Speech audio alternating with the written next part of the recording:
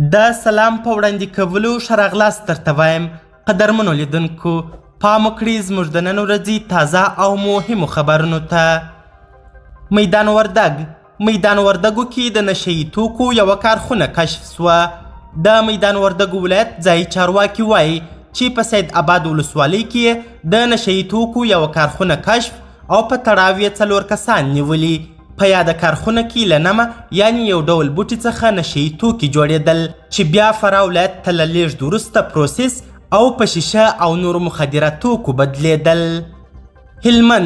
د هلمند کانونو او پټرولیم ریاست په 2 میاشتو کې 9.8 میلیونه افغانۍ عواید راټول کړي.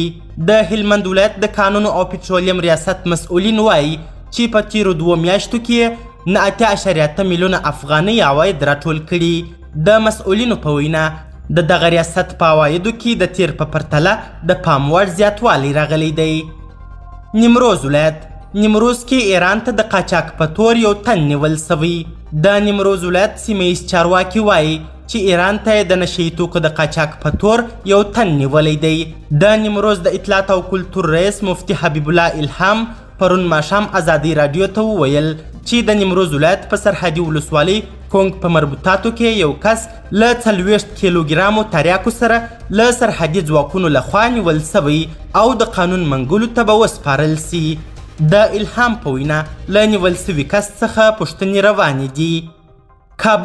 په کابل ولایت کې لاریون ښځینه معترضانو د ممانعت سره بیا هم له څه مودې ځنډ وروسته په کابل کې نن بیا یو شمېر ښځینه معترضانې د طالبانو د قیوداتو او خپلو ستونزو په اړه کابل کې لاریون کاوه، خو د طالبانو ځواکونو یې مخنیوی کړی دی. دغو معترضانو ویلي چې د ورځ تر بلې زیاتېدونکي فقر او بیکارۍ پر وړاندې د کابل ښار په شهرینو او په 2م قدم کې د ګلبهار سنټر مخې ته د لاریون تابعه لرله، خو طالبانو د لاریون له مخنیوي څخه وروسته هغوی تعقیب کړي هم دي. لاریون کوونکو له دې سره بیا هم د ډوډۍ، کار ازادۍ او زده کړه زموږ حق دی شعارونه ورکړي دي. د معترضینو له ډلې یوې نجلۍ خبریالانو ته وویل چې دوی مساوي حقونو ته رسېدو پورې خپلو اعتراضونو ته دوام ورکوي. د طالبانو د بیا واکمنېدو څخه وروسته په افغانستان کې میلیونونه نجونو او ښځو ته د زده کړو، فعالیتونو او دندو اجازه نه ده ورکړل سوې.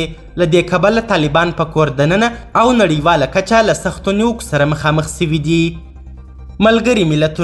ملګري ملتونه وایي ټي پي له افغان خاورې پاکستان ګواښي. د ملګرو ملتونو په تازه راپور کې د پاکستان د طالبانو د تحریک په اړه ویل سوي چې دغه ډله له افغانستان څخه پاکستان ګواښي. په دې راپور کې راغلي چې د تحریک طالبان پاکستان جنګیالي د بلې هرې ډلې په نسبت په افغانستان کې د طالبانو له واکمنېدو سره ځای پر ځای سوي او د پاکستان خلاف جګړه سمبالوي. پاکستاني چارواکو هم مخکې ورته ادعاوې درلودې، خو د طالبانو چارواکو رد کړې او بې بنسټه یې ګڼلې وې. د پاکستان تر واک لاندې د پښتونخوا مشهور ملتپال سیاستوال افراسیاب خټک بیا وایي چې د پاکستاني طالبانو تحریک هم د افغانستان د طالبانو د تحریک په شان د پاکستان یوه استخباراتي پروژه ده چې دواړه د یو بل په همغږۍ د پاکستان د ګټو لپاره کار کوي او کنټرول یې د پاکستان په لاس کې دی. د افراسیاب خټک په وینا د عوامي نیشنل ګوند د پښتونخوا د مشرۍ په وخت کې د پاکستان د طالبانو تحریک په پښتونخوا کې د دوی د ګوند شاوخوا 1000 تنه فعاله څیرې د پاکستان په امر وژلي دي.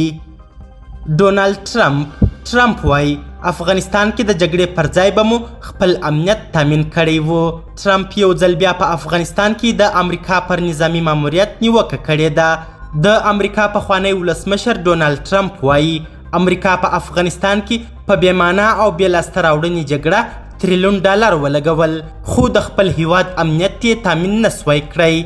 نوموړي د وسلو د لیږد د ممنوعیت پر مسئله د خبرو پر مهال وویل د دې پر ځای چې امریکا په افغانستان کې ملت جوړونه کوله، ښه به و چې په امریکا کې د خپلو بچو امنیت تامین کړی وای.